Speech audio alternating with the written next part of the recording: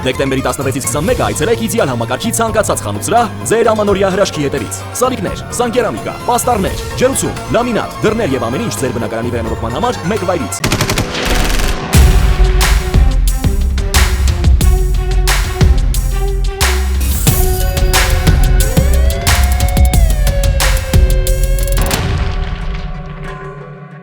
Քննչական կոմիտեն պարզել է, որ հոկտեմբերի 27-ին Լոռու մարզի ընդհանուր իրավասության առաջին ատյանի դատարանի դահլիճում դատական նիստի ավարտից անմիջապես հետո ՍՆ-ն իր մերձավոր ազգականի սպանության մեջ մեղադրվող ԷԴ-ից վրեժ լուծելու շարժառիթով վերջինի սպանելու դիտավորությամբ մոտեցել է եւ մոտ նախապես պահած դանակով հարվածել նրա թիկունքին, առողջությանը պատճառելով ծանր վնաս։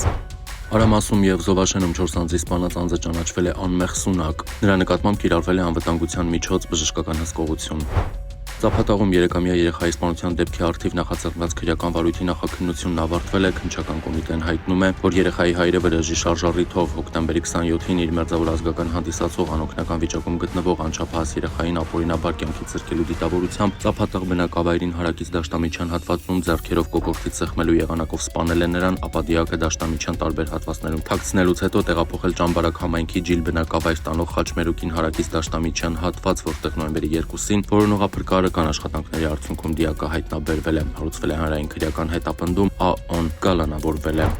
Քննչական կոմիտեն հիմնավորել է, որ օտարազգի քաղաքացին պայմանավորվածություն է ձեռք բերել առանձնապես խոշոր չափերով 161 կիլոգրամ հերոին տեսակի թմրամիջոցը մաքսանենգությամբ ապօրինի Հայաստան, իսկ հետագայում այլ երկիր տեղափոխելու եւ այնտեղ իրացնելու շուրջ։ Վերջինս մինչ Հայաստան մուտք գործել է թմրամիջոցը տեղադրել է բեռնատար ավտոմեքենայի կցորդի առջև իմասում նախապես պատրաստված գաղտնարանում։ Այնուհետև ԱԱ-ն 161 կիլոգրամ հերոին տեսակի թմրամիջոցը բեռնատար ավտոմեքենայի կցորդի առջև իմասում նախապես պատրաստված գաղտնասրահում պահելու եղանակով նոյեմբերի 24-ին ապօրինի տեղափոխել է Հայաստան, սակայն իր կամքի ցանկախ հանգամանքներում չի կարողացել տեղափոխել այլ երկիր, քանի որ նույն օրը ՊԵԿ աշխատակիցների կողմից իրականացված մաքսային զննման արդյունքում թաքցված թմրամիջոցը հայտնաբերվել է, նա ձերբակալվել է։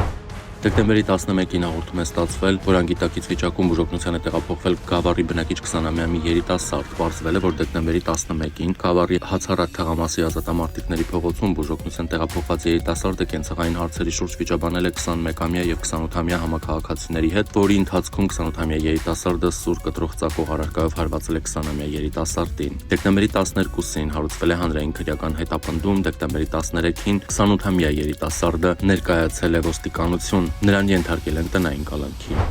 Դեկտեմբերի 8-ին Երևանի պարեկներին է մոտեցել Ռուսաստանի քաղաքացի 34-ամյա Նիկիտան, մատնացույց արել 3 անչափահասների ու հայտնել, որ նրանցից մեկն իրեն գրկել է եւ իր դրամապանակը ընկել է գրպանից, իսկ մյուսն այն վերադարձրել է, ինչից հետո նկատել է, որ դրամապանակից գումար է պակասում։ Ոստիկանները բաժին են ներկայացրել Երևանի բնակիչներ 15-ամյա ԱՔ-ին, 15-ամյա ՆՍ-ին եւ 16-ամյա ՄՄ-ին։ ԱՔ-ի անձնական խուզարկությամբ հայտնաբերվել է գողոնը։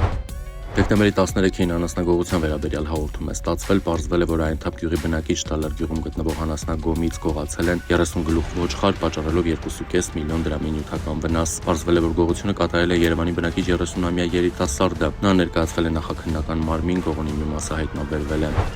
Վրաստանի սահմանապահ ոստիկանության աշխատակիցները ձերբակալել են պետական սահման ապօրինի հատած 4 օտարերկրյա քաղաքացու։ Նրանք Վրաստանի սահմանը ապօրինի հատել են Ցիտելի Խիդիի դիվիզիայի Սադախլո սահմանային հատվածում ու բերման ենթարկվել։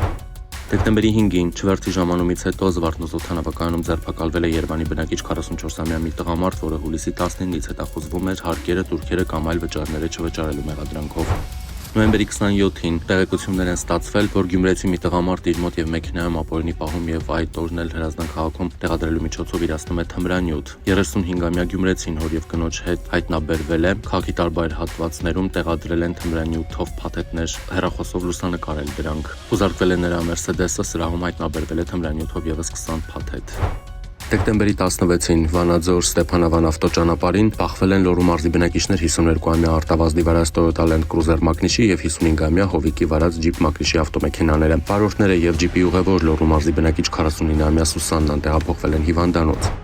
Դեկտեմբերի 16-ին Իջևանի Երևանյան փողոցում բախվել են Honda եւ Priora մակնիշի ավտոմեքենաները, 2 հոգի տեղափոխվել է հիվանդանոց։ Դեկտեմբերի 16-ին Երևանի Սեբաստիա եւ Շահումյան 4-րդ փողոցների Խաչմերուկում բախվել են 52-ամյա Համլետ Սահակյանի վարած Toyota Ipsum մակնիշի եւ 34-ամյա Տարոն Հարությունյանի վարած Nissan Tida մակնիշի ավտոմեքենաները, վերջինը հայտնվել է հետիոտնի համար նախատեսված մայթին 4 հոգի տեղափոխվել է հիվանդանոց։ Դեկտեմբերի 16-ին Hyundai Elison մակնիշի ավտոմեքենան Մարգարավանաձոր Տաշիր ավտոճանապարհին դուրս է եկել երթևեկելի գոտուց եւ գլխի վայր հայտնվել դաշտում։ 1 հոգի տեղափոխվել է հիվանդանոց։ Դեկտեմբերի 15-ին Մասիսին ու Բարաշեն տանող ավտոճանապարհին Opel մակնիշի ավտոմեքենան հարվածել է ճանապարհի երթևեկելի գոտում հայտնված շանը եւ երբ իջել է, որ տեսնի շանը ինչ է պատահել, մեկ այլ Opel մակնիշի ավտոմեքենա բախվել է կայանված մեքենային, որն էլ վրայերթի է ենթարկել վարորդին։ Վիրավոր վարորդը տեղափոխվել է հիվանդանոց։ Դեկտեմբերի 16-ին Երևանի Արշակունյաց պողոտայում բախվել է Նահարատի մարզի բնակիչ 40-ամյա Արմանի վարած Mercedes, Երևանի բնակիչ 36-ամյա Տարոնի վարած Ford, 33-ամյա Արամի վարած Fita եւ 41-ամյա Ալիկի վարած Opel մակնիշի ավտոմեքենաները ուժասներ չկան։ Ford-ի վարորդը եղել է ոչ սթափ։ Դեկտեմբերի 15-ին Վարդանի Շորժածովագյուղ ավտոճանապարհին Mercedes մակնիշի ավտոմեքենան բախվել է Բեռնատար գնացքի վագոնին եւ հեռացել դեպքի վայրից ուժասներ չկան։